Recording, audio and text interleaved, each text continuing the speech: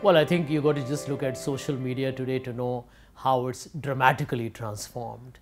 I remember 5 years ago when we were looking at the 2009 elections, just being on the internet was a big story. Facebook and Twitter, Instagram, YouTube, these were still relatively fledgling, at least in our country. And you realize right now that even social media is now being challenged by WhatsApp. So, clearly technology has created a force multiplier in terms of, changing the whole communication paradigm. It's inevitable. Tomorrow you're going to have 5G. You're going to have people probably, talk more in videos. Video calls will become more popular than audio calls. So I think what you're watching is a remarkable metamorphosis where radio, television, internet, social media, smartphones. It's all telling you that end of day, if you want to communicate to an audience, you actually got to do a lot of slicing. Who's got the patience to kind of watch a long video on a WhatsApp? On Twitter, they increase the number of characters they allowed, but yet you don't have an infinite capacity to go ahead and say what you want to. So, being brief, pithy, concise, and being able to send out your message to your targeted audience in the most effective manner is what technology is now making you do. There are more platforms, but if you want to get your communication targeting right, you got to be very precise. You got to know your audience. And if you don't know your audience and you don't understand the technology and what kind of leverage it gives you, you're going to stumble. But I think end of day, it's becoming a lot more informal. Formal communication is not working anymore. You find the President of the United States of America literally announces appointments and resignations on Twitter. You also get to know whether one country will be bombed or not, whether the nuclear threat will be done or not on Twitter. So it's telling you that the entire dynamics of especially political communication has changed dramatically.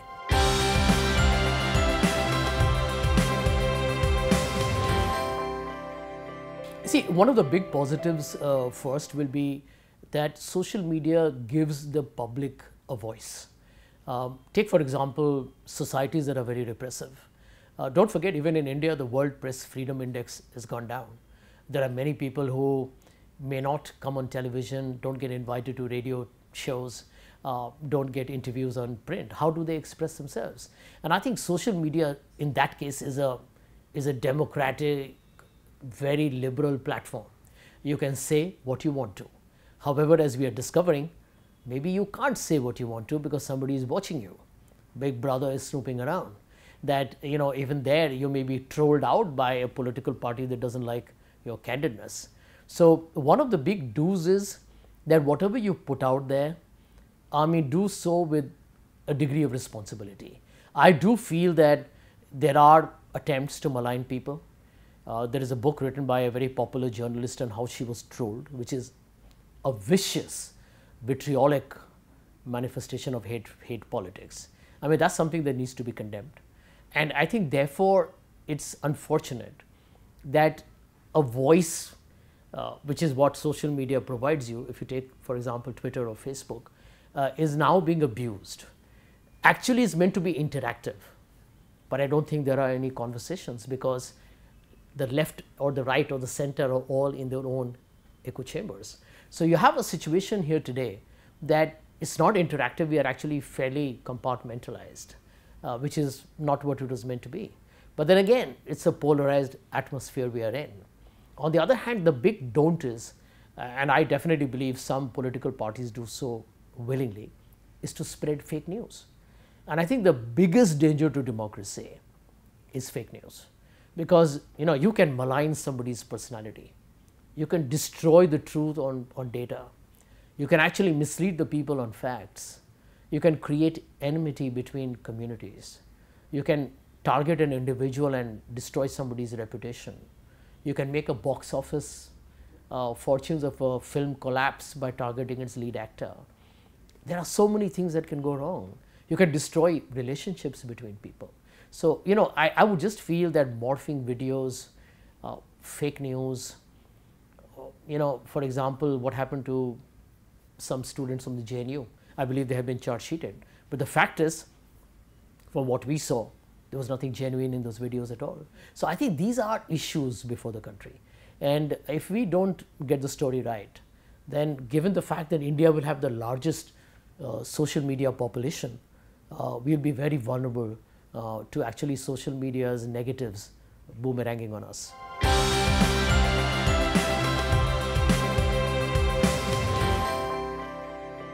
Well, I remember that public relations industry once was only looking at print because you didn't have television options. And then television channels proliferated, and suddenly the sky became the limit. And I think PR agencies then became creators of content, because if you had good content, you had a good client story, I think channels were willing to look at it.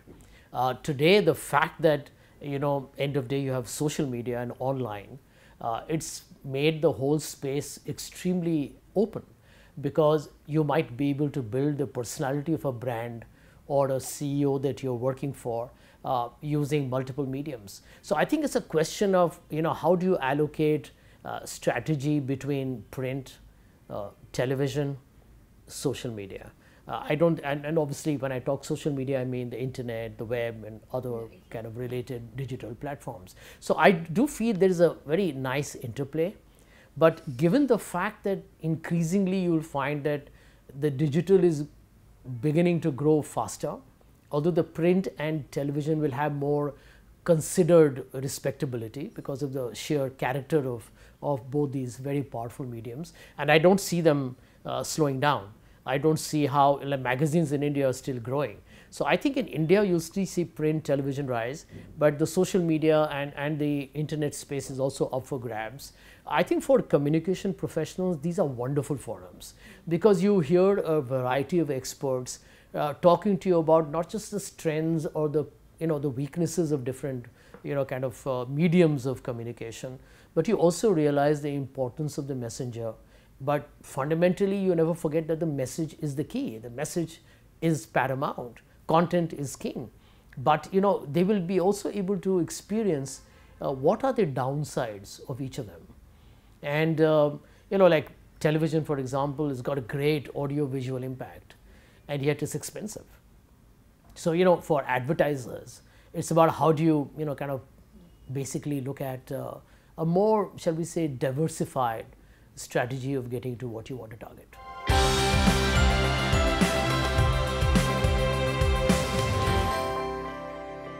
Well, I can tell you the biggest difference between the branding of the past and the contemporary times of today is how vulnerable brands are. For example, if you have one agitated passenger flying, like I fly Indigo all the time, I love Indigo. But yet you have had a very severe backlash against Indigo on Twitter, where some people found that their ground staff was not being very polite. Some people were very upset that its flight timings were not on schedule, and there was a massive Twitter outrage. Now these are things that you got to think of. There was an incident where somebody was asked to get off an aircraft, and this I think makes all airlines very vulnerable. Today, for example, you go to a restaurant, and everyone will tell you, sir, when you have time, can you post a good comment for us on Zomato? That is telling you the power of social media or the apps world we live in. And I think, recognizing that is very crucial. In politics, for example, we know how political personalities are actually targeted. There are videos made with morphed images. There are quotes which are sliced and forced into the conversation. And then you actually begin to, kind of ridicule people. On the other hand, you try and inflate people. You have, all kind of fake statistics to say, while this man is the greatest, most powerful man in the world. Now, these are all basically manipulation. And I think that is the biggest danger to me. So I think to all the communication people, the first lesson is get your facts right. Never ever compromise with the integrity of your communication. The problem is most people get carried away with packaging, razzmatazz, giving it the appeal, trying to make something look sexy. But first, get your content right. Is it reliable? Is your data beyond reproach? are there no questions that somebody's going to ask or punch holes on? When you get that right, then you go out and kind of go and sell your story. But at the same time, remember that you may be attacked by a rival brand. You may be attacked by maybe some disgruntled customer. How you handle that is equally a test of your character. So, you got to, you can't be arrogant. Even if you're attacked unfairly, you have to do so with, maturity, professionalism, and decency. And I think in today's hard world of being in the public space all the time, we in politics have a 24/7 into 365 under public scrutiny. But I think nobody is less vulnerable. Corporates, CEOs, analysts, brands, you in the media gets targeted all the time. TV anchors, if they make one slip, it gets magnified. TV anchors are slotted as somebody who's pro-BJP or pro-Congress. So, everyone gets, repeatedly assaulted. And I think to be able to keep a cool, calm head, I think that's going to be a big learning. I'm very confident that your communications conclave will be an outstanding, I would say, success. Because if you are able to really make people think about not just the opportunities, but the vulnerabilities, then I think you're home.